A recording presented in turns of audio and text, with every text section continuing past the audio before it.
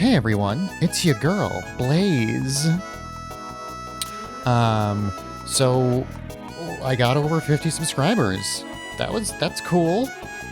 That was fast. I don't know how long these things should normally take. But I'm glad to have like 60 something subscribers, a few hundred views on the first videos. Like I'm happy with that. And again, special thanks to people who stopped by and left likes and comments. I do really try to like respond to all the comments pretty quickly. And even the ones who have left some snarkiness, I appreciate you too. Feed the algorithm, baby.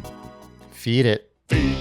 On September 29th, 1999, Tony Hawk's Pro Skater kick-flipped its way onto store shelves and was an instant smash hit. Tony Hawk already had mainstream exposure outside of the skateboarding community due to his appearances at the X Games and various MTV productions. On top of that, the game's pick-up-and-play mechanics had broad appeal to gamers and non-gamers alike. Not to mention the soundtrack, the likes of which video games had never seen, and it's easy to see why Tony Hawk's Pro Skater is not just considered the best skateboarding game of all time, but one of the best games of all time. This video is not about Tony Hawk's Pro Skater. Sure, there were skateboarding games before Tony Hawk. In fact, there were quite a few, but Tony Hawk was the first really good skateboarding game. This video is not about Tony Hawk's Pro Skater. The thing is, it's really hard to talk about other skateboarding games without talking about Tony Hawk's Pro Skater. It was that big, and its shadow loomed large. There were many copycats of wildly varying quality, but there was one game that wasn't.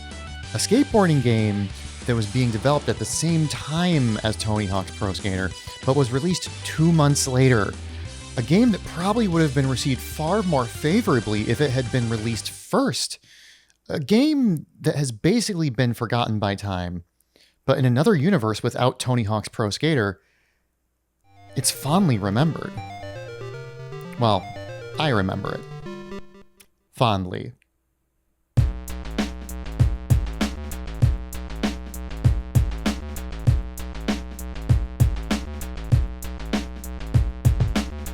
With a name like Thrasher, Skate, and Destroy, you might think they lost the marketing war.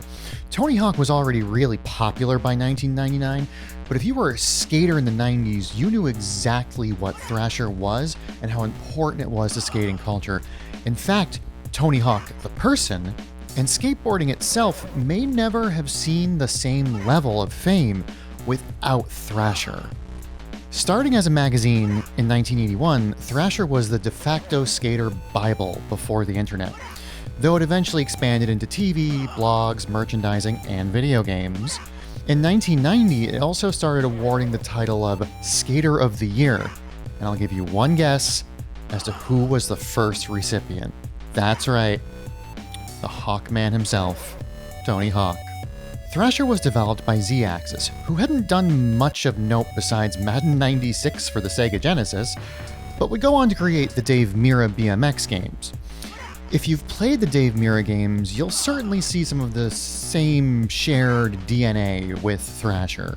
The game was published by Rockstar in its pre-GTA 3 era, and it certainly feels like a Rockstar game with its curated licensed soundtrack and being busted by police.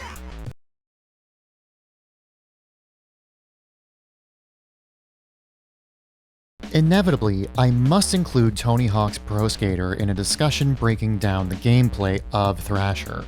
Whereas Tony Hawk's Pro Skater is a very fast, arcade-like experience with the ability to pull off impossible strings of combos, Thrasher is more methodical simulation. Combos do exist, but they are more realistic, and planning ahead is essential. Everything just seems to have more weight and inertia to it. You won't be filling up the bottom of the screen with a grocery list of tricks. In fact, you'll be lucky to pull off 3 tricks in a row and land at all. Physics play a big part in how your character moves in Thrasher. It's far harder to simply land successfully in Thrasher than in Tony Hawk. If your momentum and your board aren't pointed in the same direction, you'll be getting a mouthful of pavement. In that case, you'll be treated to one of the game's standout and innovative features: skeletal ragdoll physics, which wasn't new in 1999, but was still pretty rare. The ragdoll physics, in conjunction with the extreme nature of skateboarding, led to the development of the pain meter. Too much pain and your board breaks. Game over, man. Game over. Speaking of pain, there are a few two-player modes in Thrasher. Most are pretty basic, and you'll find similar modes in Tony Hawk, except one: Sick Fix. In my opinion, this mode is what elevates Thrasher to the status of cult classic. In Sick Fix, you have one mission: to inflict as much pain as possible on your skater. And how do you do that? Well, you could do it the old-fashioned way and just biff a trick. Maybe accidentally clip your board on a ledge. You could even just land too hard. But a real connoisseur will intentionally bail. Once you understand this mechanic, you become an absolute sadist. Find some big air, bail, and watch every bone in your skater's body snap. Land on your head for extra carnage. Spend enough time in this mode and you start to get ideas. Sick, twisted ideas. Cars, trains. They're no longer modes of transport. They're your ticket to Pain Town. Population, you. And if you didn't get your sick fix in Thrasher, there's a version of this mode in Z-Axis' later game, Dave Mirra's Freestyle BMX, which I highly recommend you check out. There's one other feature that Thrasher is known for, and if you're watching this on my Patreon, then you've probably already noticed what it is: an amazing licensed soundtrack.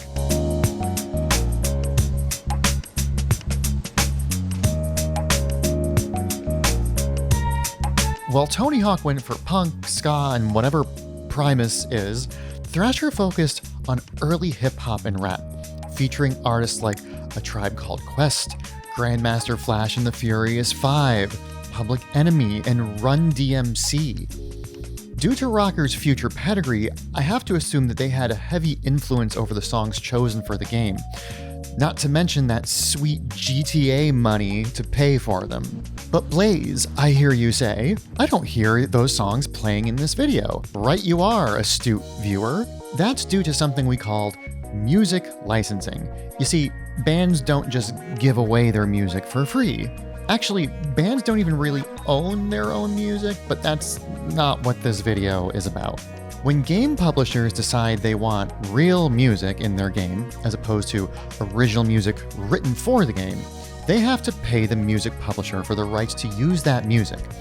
The price depends on criteria like popularity of the music, scale of the game, royalty structures, as well as the type of license. The type of license is important because it controls exclusivity, geographical reach, and duration.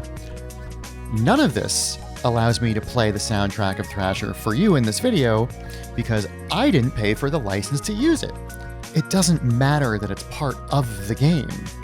This also means that if a game is re-released years down the road, those same songs can't be used again unless the licensing contract is renegotiated. A perfect example of this is the PSN and Xbox Live re-release of Crazy Taxi in 2007. I bought the game expecting to hear, yeah, no. No Offspring, no Bad Religion. Instead I got whatever this is. Listen, I'm sure these bands are talented and hardworking, but taking Offspring and Bad Religion out of Crazy Taxi is like taking Prince songs out of Purple Rain. It was never gonna go over well. So, if you'd like to hear Thrasher's stellar soundtrack, pop over to my Patreon for the uncensored version of this video. I think it's important to look at some contemporary reviews for Thrasher because, like me, the editors of Electronic Gaming Monthly can't get through their reviews without talking about Tony Hawk's Pro Skater either.